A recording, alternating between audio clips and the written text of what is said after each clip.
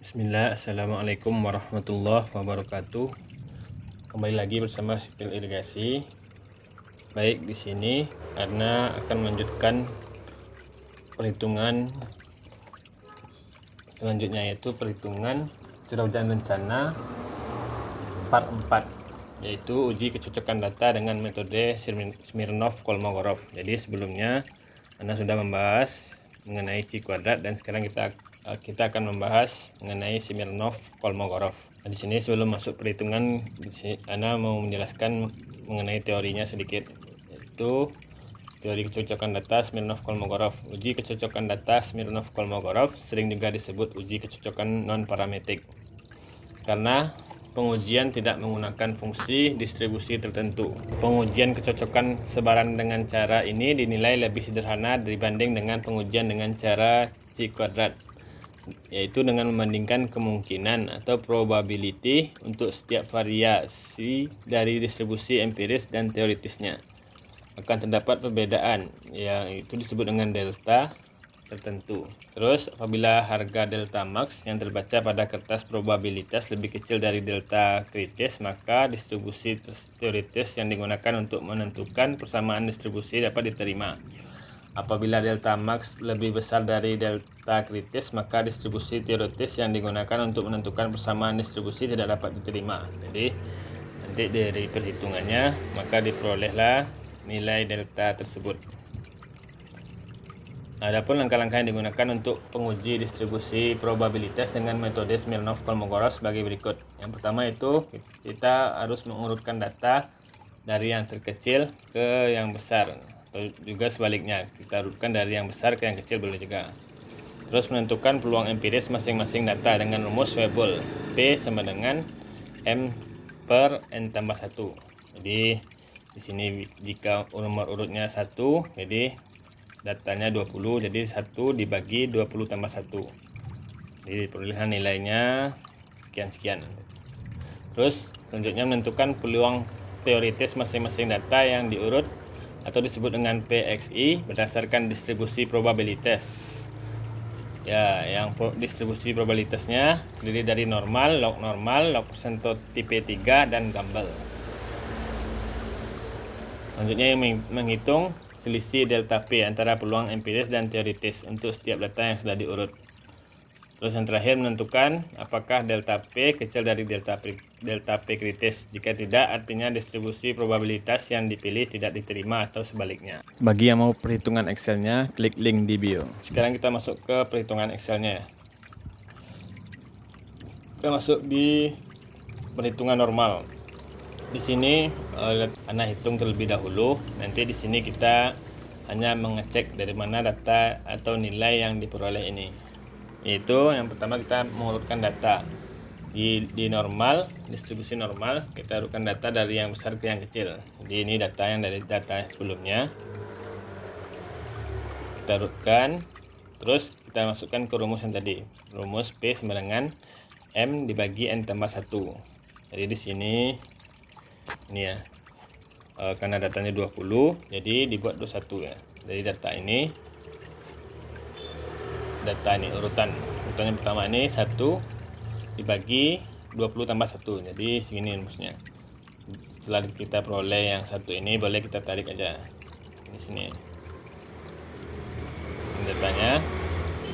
Terus untuk nilai FT-nya adalah ini rumusnya, yaitu rumus nilai FT adalah XI nilai XI dikurang X rata-rata dibagi dengan nilai S atau standar deviasi ya.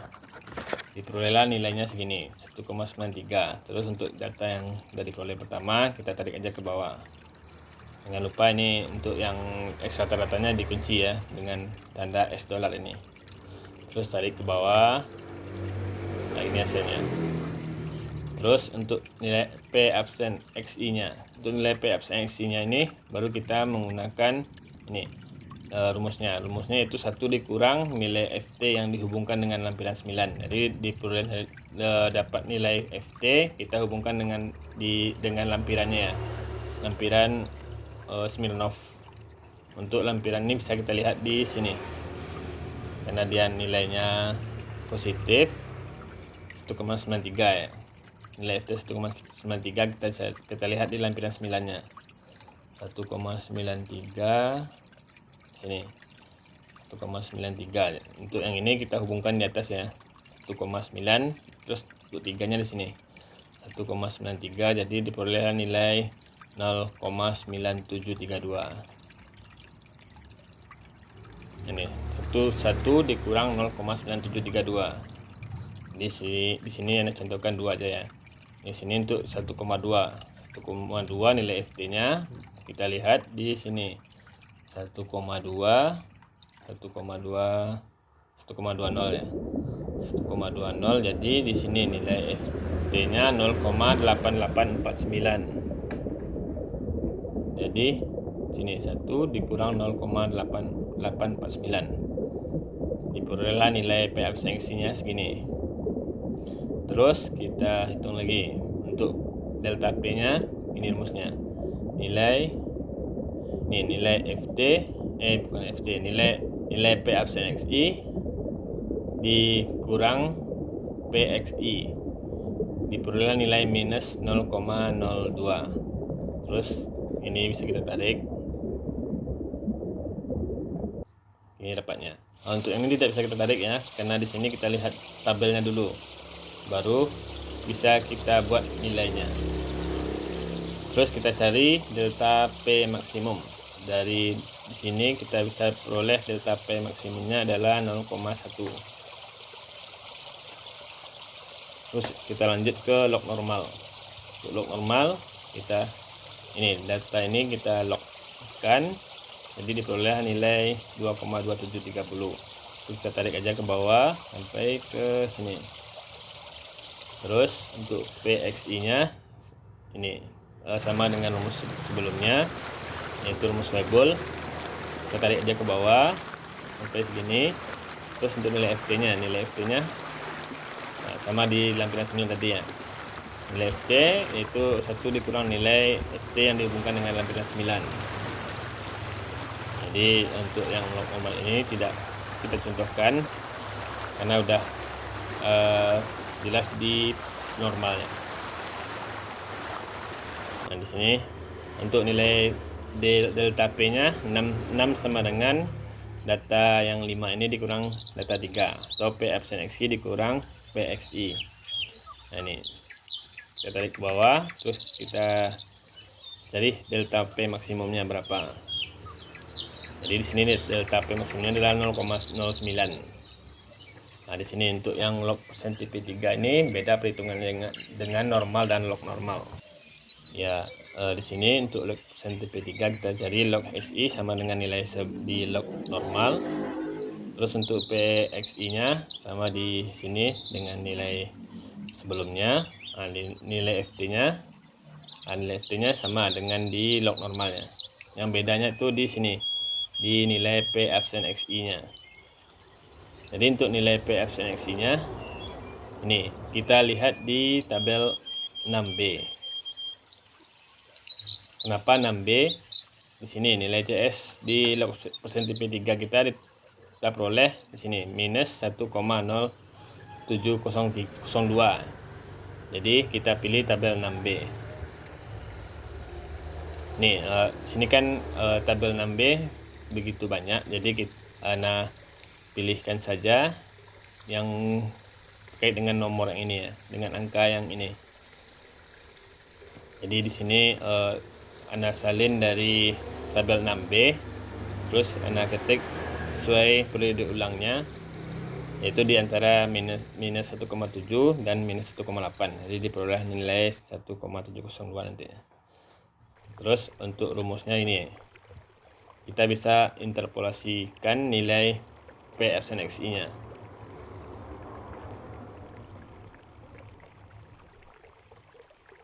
Ya, sebelumnya di sini Anda hitung dulu. Ini untuk nilai CS-nya dari interpolasi. Ini diperoleh nilai minus 3,4451. Nah, ini rumus interpolasinya. Kita bisa menggunakan forecast, terus data yang mau dicari, terus titik koma. Ini data istilahnya data yang ada, atau di pertengahan data ini diperoleh nilai minus 1,702. Terus titik koma, ini data yang ini, terus dienterkan saja. Untuk selanjutnya bisa kita tarik aja ya. Ini karena komanya terlalu banyak, boleh kita pakai kita gunakan aja 4 angka di belakang koma. Nah ini. Terus setelah diperoleh nilai CS nya, ini CS untuk periode ulang 1,01, periode ulang 2 tahun, 5 tahun, 10 tahun, 25 tahun, 50 tahun, 100. Nah di sini kita hanya menggunakan sampai 100 ya. Untuk nilai P absen XI nya ini, rumusnya ini. Jadi untuk yang ini kita salin lagi di kala ulang ini, karena untuk yang kita cari adalah nilai FT nya. Nilai FT nya yaitu ini di antara dari periode ulang 5 tahun dan 10 tahun. Nih, karena ini patokannya nih nilai FT nya ya, nilai FT yang ini. Ini nilai FT nya 0,96. Jadi kita pilih di sini 0,96 itu berada di antara 0,808 dan 0,97. Jadi diperoleh nilainya 0,0966. Ya, untuk catatannya ya, di sini yang kuning ini dia nilai FT-nya tidak ada di sini. Karena sini 1,35 itu dia lebih dari 1000 tahun. Jadi kita beri aja tandanya ini warna kuning. Terus untuk yang data selanjutnya boleh kita cari satu-satu. Ini untuk 0,92. Boleh juga nih jika dia angkanya masih berada di sini kita kunci aja nih. Misalnya nih 0,96, berarti dia nih kita kunci yang di sininya, nilai yang ininya kita kunci.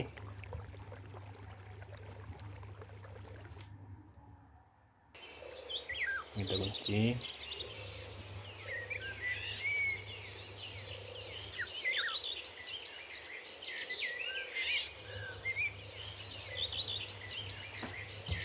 Terus untuk yang kita kunci ini pastikan nilainya masuk di antara ini.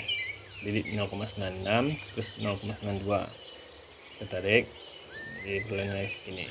Terus jika yang ini dia 0,57, kalau 0,57 dia berada di sini 2, 5 dan 0,208, 0,808. Jadi kita taruh datanya yang di sini di antara ini. Begitu juga selanjutnya. Sini Nah contohkan sekali lagi biar lebih paham. Sini misalnya di sini kita ambil 0,08. 0,08 ya, di sini 0,08 tadi ya. Terus kita lihat di sini 0,08 berarti dia berada di antara ini 1,01 dan 2. Terus minus 3,4451 sampai 0,268. Kita lihat rumusnya. Nah, seperti ini. Terus kita cocokkan sesuai nilainya. Kalau diperoleh, kita masuk ke rumus delta P. Delta P-nya yang ini. S6 dikurang Q6. Jadi atau nilai P absen XI dikurang dengan nilai P XI-nya. Diperoleh nilai ini. Kalau ini boleh kita tarik ke bawah aja. Terus kita cari nilai maksimumnya. Nilai maksimumnya adalah 0,00113. Ini adalah delta P maksimumnya. Sekarang kita masuk ke yang gambel. Untuk yang gambel ini caranya sama yang sebelumnya. Terus ini sama juga dengan sebelumnya. Nah, nilai FT-nya boleh kita ambil di nilai FT di normal, karena untuk nilai FT yang ini sama dengan di normal. Terus untuk nilai YN-nya kita peroleh di nilai sebelumnya. Kita ada pada video sebelumnya, yaitu di gambar ini. Untuk ingin lebih tahu boleh dilihat video sebelumnya, yaitu di part 1 ya. Terus nilai SN-nya begitu juga, sama dengan di video sebelumnya di metode Gumbel.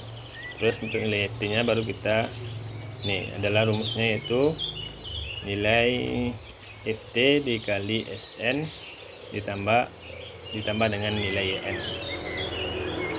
Ini rumusnya. Ini untuk yang ini boleh kita tarik ke bawah. Terus untuk nilai T-nya, nah, nilai T ini yang kita cari, yang akan kita cari pada periode berapa di nilai T pada metode Gumbel ini. Jadi setelah nilai T ini diperoleh nilai P absen XI. Sini kita bahas di mana diperoleh nilai T-nya. Di sini kita buat dulu kolom ini atau tabel ini. Tabel yang ini ya. Sini kenapa dia dapat segini? Ini adalah tabel dari hasil pencariannya.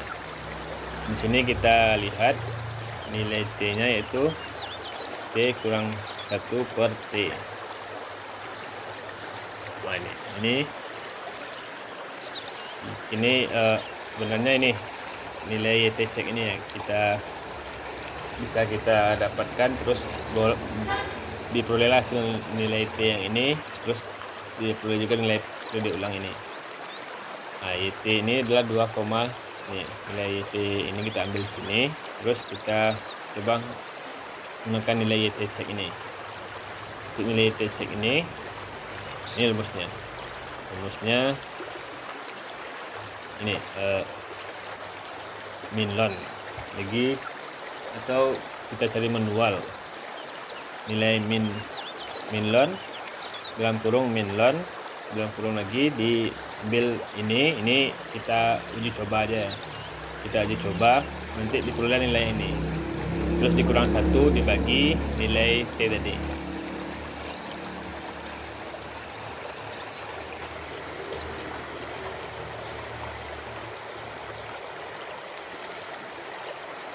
Ini rumusnya nih dicoba-coba atau dicek ulang. Dan di sini kan kita diharapkan nilainya sama dengan yang ini, atau boleh kita ubah nih, di sini kan 13,64.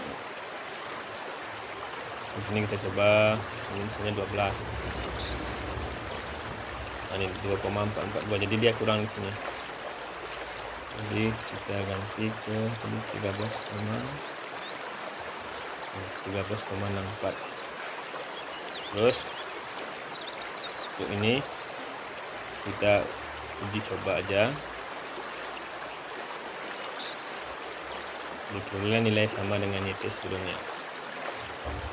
Terus jika sudah sama nilai ini, maka kita masukkan ke nilai YT-nya.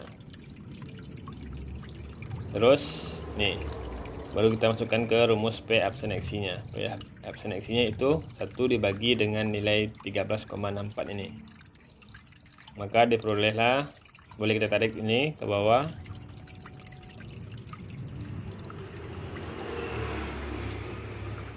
Nah, terus untuk delta P-nya sama rumus sebelumnya, P absen XI dikurang PXI.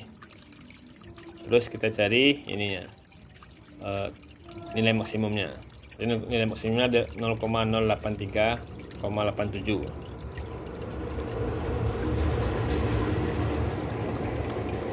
Ya, untuk nilai delta P-nya delta P maksimumnya udah didapatkan semuanya. Jadi kita masukkan ke ini, apakah nilainya diterima atau tidak. Di sini untuk delta P kritisnya adalah 0,294 ya, diperoleh dari lapisan 8. Lapisannya yang ini.